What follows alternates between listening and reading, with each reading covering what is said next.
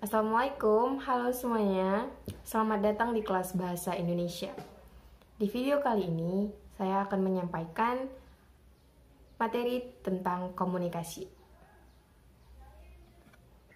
Bagaimana? Apa semua sudah tahu apa itu arti dari komunikasi? Iya, banyak dari kita tahu apa itu komunikasi, tetapi tidak tahu makna komunikasi yang sesungguhnya. Baiklah, di sini saya akan memberitahu kalian semuanya.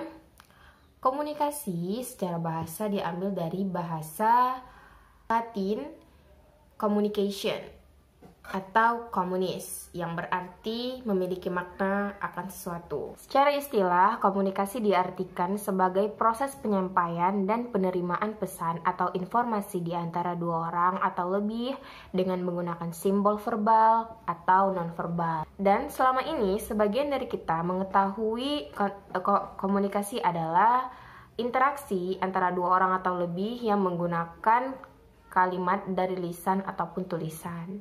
Nah, jadi dalam video ini kita akan membahas lebih dalam tentang komunikasi.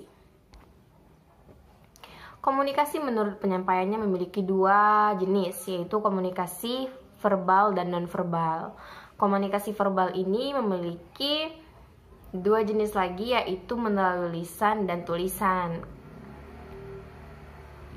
Komunikasi verbal adalah komunikasi yang menggunakan kata-kata baik melalui lisan maupun tulisan. Misalnya, komunikasi yang selama ini kita lakukan sehari-hari, percakapan antara dua orang, baik itu secara langsung atau secara virtual melalui media yang ada sekarang ini seperti dari video call atau panggilan telepon atau melalui chat. Kalau melalui chat itu termasuk komunikasi tulisan.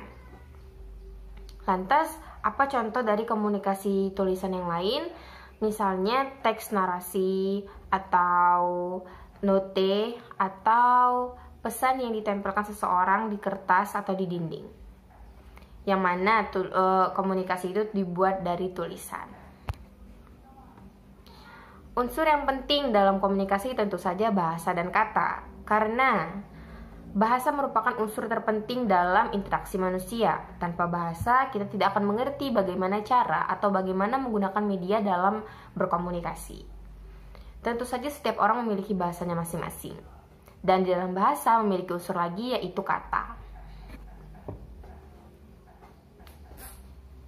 Komunikasi verbal, seperti yang sudah saya katakan sebelumnya, memiliki dua jenis, yaitu tulis dan lisan. Berbicara melalui tulisan atau mendengar dengan membaca itu sama dengan komunikasi secara verbal. Contohnya seperti gambar di atas.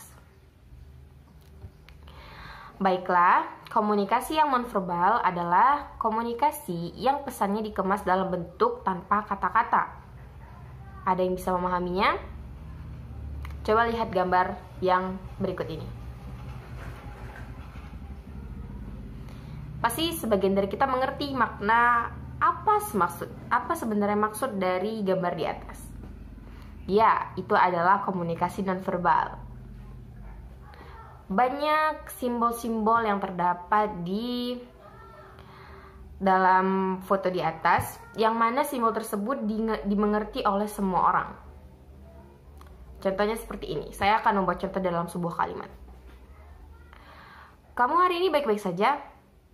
Kemudian lawan bicara saya menjawab dengan atau, berarti menunjukkan bahwa dia baik-baik saja.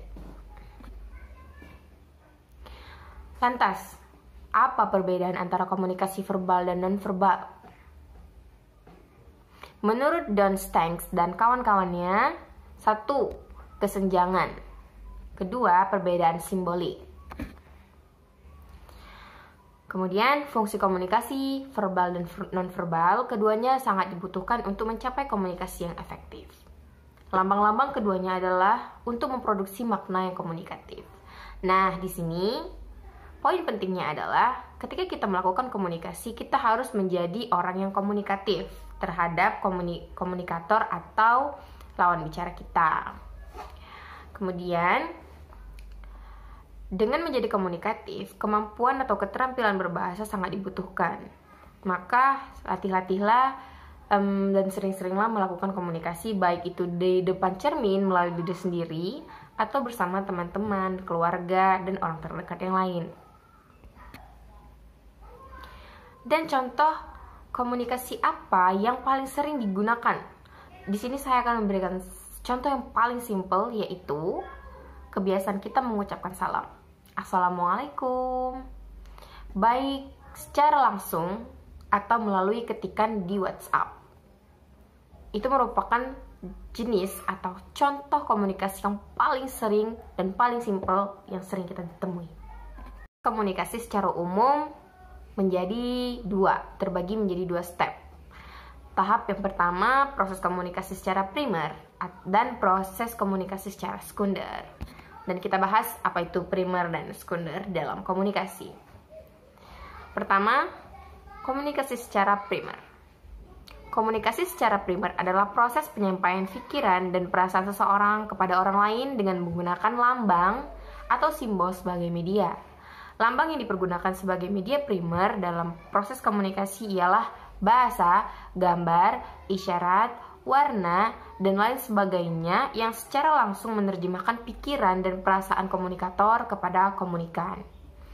Dan lagi-lagi, bahasa merupakan bagian yang paling penting dan paling banyak digunakan untuk menerjemahkan pikiran seseorang kepada orang lain. Proses komunikasi secara sekunder. Proses komunikasi secara sekunder adalah proses penyampaian pesan oleh seseorang kepada orang lain dengan menggunakan alat atau sarana sebagai media kedua setelah memakai lambang sebagai media pertamanya. Sebagai komunikator, menggunakan media kedua dalam melancarkan komunikasinya karena komunikan sebagai sarananya berada di tempat yang relatif jauh atau jumlahnya banyak. Ini pasti bisa dimengerti ya.